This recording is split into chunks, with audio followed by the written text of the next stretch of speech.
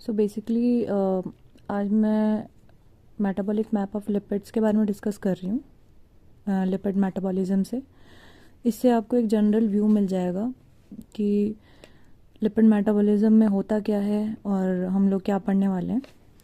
तो as we know कि हमारा जो प्राइमरी सोर्स होता है एनर्जी का वो होता है ग्लूकोज, और secondary source of energy lipids है, मतलब कि फैट्स। एक तरह से लिपिड की फॉर्म है, ठीक है। सो इन आवर बॉडी हम स्टोर करते हैं fat in the form of triglycerides, ठीक है, जो कि एक टाइप के क्या हैं, लिपिड्स हैं। ट्राइग्लिसराइड्स को हम ट्राई एसाइल ग्लिसरॉल भी कहते हैं, जिसको कहते हैं हम टैग।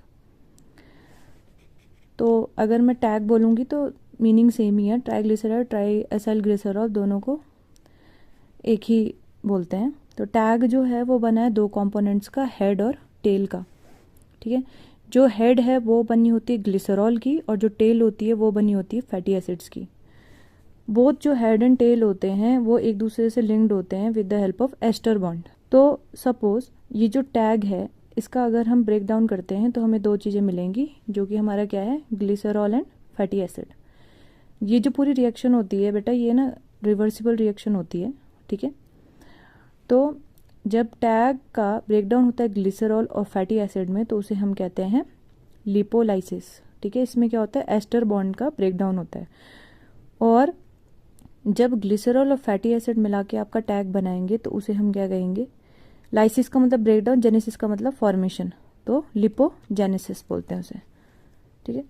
तो यहाँ पे भी लिखा है टैग, ग्लिसरॉल फैटी एसिड बनाएगा तो लिपोलाइसिस, एंड फैटी एसिड से जब हमें टैग मिलता है, फैटी एसिड्स और ग्लिसरॉल मिला के हमें जब टैग मिलता है तो उसे हम लिपोजेनेसिस बोलते हैं। व्हेन वी ईट या फेड स्टेट जो होती है हमारी feeding state, there is a hormone produce in a body जिसको हम क्या कहते हैं, इंसुलिन। इंसुलिन हमारे बॉडी में प्रोड्यूस होता है, जिसका जो पहला फंक्शन होता है इंसुलिन का, to get a lot of glucose in our cell.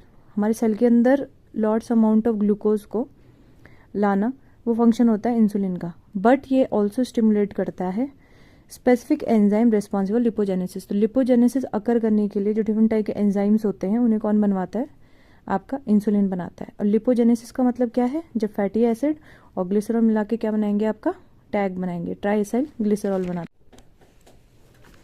तो सपोज जैसे ये ट्राइएसाइल ग्लिसरॉल है, इसका ब्रेकडाउन हुआ into glycerol and fatty acid. तो ग्लिसरॉल से हमें एनर्जी कैसे मिलेगी, ग्लिसरॉल जो होगा ये कन्वर्ट हो जाएगा, जो कि 3 कार्बन का होता है, कन्वर्ट होगा into 3 carbon compound di hydroxy acetone phosphate. तो बेसिकली ग्लाइकोलिसिस वाली चेन में चला जाता है ये, DHAP पे कन्वर्ट होके।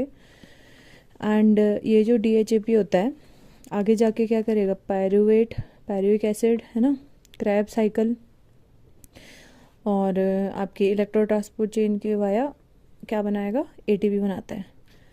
वैसे ही सपोज आप लोग बहुत ज़्यादा शुगर खा रहे हैं, कार्बोहाइड्रेट बहुत ज़्यादा खा रहे हो, कचर पचर ज़्यादा खा रहे हो, तो ये जो डाई हाइड्रोक्सी एसिडोन फॉस्फेट होता है ये एनर्जी ना दे के ग्लिसरॉल बनाएगा, क्योंकि बॉडी में जितनी रिक्वायरमेंट होगी ना ग्लूकोज की, उतनी ही हमारी बॉडी अंदर इंजेस्ट करेगी टू जनरेट ATP एनर्जी बनाने के लिए। और बचा हुआ जितना भी ग्लूकोज होगा वो कन्वर्ट हो जाएगा with the help of DHAP into glycerol. इसीलिए बोलते हैं कि ज़्यादा मीठा खाने से वेट बढ़ता है। So this is the reason. Glycerol ultimately क्या करेगा, दोबारा से हेल्प करता है सिंथेसिस ऑफ टैग, एक तरह से लिपिड्स और फैट्स बनाएगा, है ना। सेम वे में फैटी एसिड्स के टाइम पे भी ऐसा ही होता है। जो आपका फैटी एसिड है, ठीक है, 16 कार्बन का होता है और इसका मल्टीपल ब्रेकडाउन होता है टू फॉर्म 2 कार्बन कंपाउंड, जिसको एसिटाइल कोएंजाइम A कहते हैं। और ये एसिटाइल कोएंजाइम है अल्टीमेटली पार्ट किसका है, आपका ATP फॉर्मेशन का। तो ये अल्टीमेटली क्रैब साइकिल में जाता है, क्रैब साइकिल के थ्रू NADH FADH2 बनाएगा, उसके बाद अल्टीमेटली इलेक्ट्रॉन ट्रांसपोर्ट चेन में जाएंगे ये दोनों कंपोनेंट्स एंड आपका ATP फॉर्मेशन करेंगे।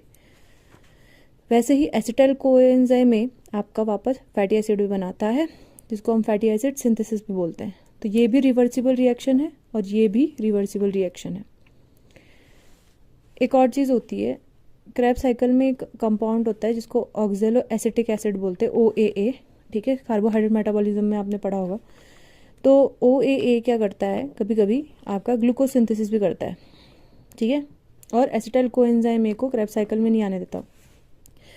तो अल्टीमेटली जब OAA it will not allowed acetyl coenzyme A, तो एसिटाइल कोएंजाइम में बढ़ने लग जाता है, इकट्ठा होने लग जाता है, ठीक है।